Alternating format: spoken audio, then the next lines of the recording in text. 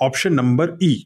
Option number E का मतलब है E for education. I want to be known as a teacher.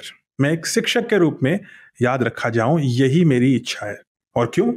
क्योंकि शिक्षक दूसरों की जिंदगी में रोशनी फैलाते हैं, क्योंकि शिक्षक राष्ट्र बनाते हैं, क्योंकि शिक्षक ही हैं जो भारत के वैज्ञानिक, doctor, engineers, political leaders, IAS officers, ये सब बनाने वाले शिक्षक हैं। क्योंकि शिक्षक ही समाज बनाते हैं। It takes a Dronacharya to make an Arjun. इसलिए मुझे लगता है कि अगर मेरी इच्छा है तो मेरी इच्छा यह है कि राष्ट्र मुझे याद रखे एक शिक्षक के रूप में। और यही कारण था कि डॉक्टर कलाम ने अपनी जीवन में, जब वो राष्ट्रपति थे उससे भी पहले, राष्ट्रपति बने उस समय भी, और राष्ट्रपति बनने के बाद भी कम से कम 50% लेक्चर जो वो देते थे वो एक शिक्षक के रूप में देते थे, बच्चों को देते थे। कॉलेजेस में जाके लेक्चर ले रहे थे। इनफैक्ट मैं उनसे मिला था तो भी वो एक शिक्षक थे, एक फॉर्मल प्रोफेसर थे IIM अहमदाबाद में। और यही कारण था कि जब मैं उनसे आखिरी बार मिला फिजिकल फॉर्म में, 1 मीटर दूर, मैंने उनका माइक लगाया था और उन्होंने मुझसे पूछा IIM शिलोंग में 27 जुलाई 2015 को, फनी गाय, मुझे को फनी गाय बोलते थे, funny guy are you okay? Yes I am okay.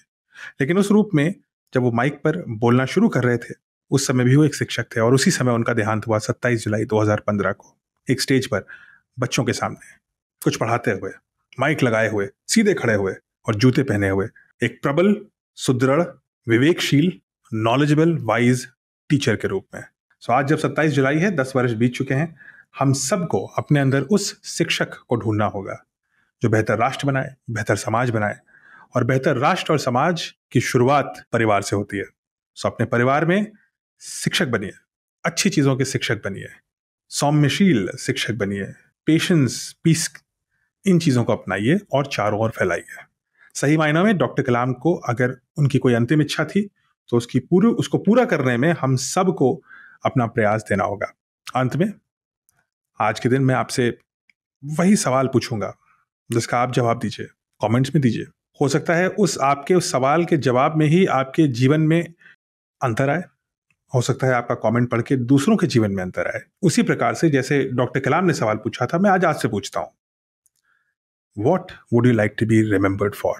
आने वाली पीढ़ियां, आने वाला भारत, आने वाला विश्व आपको किस रूप में याद रखे? क्या चाहेंगे आप? सोचिए और कमेंट कीजिए।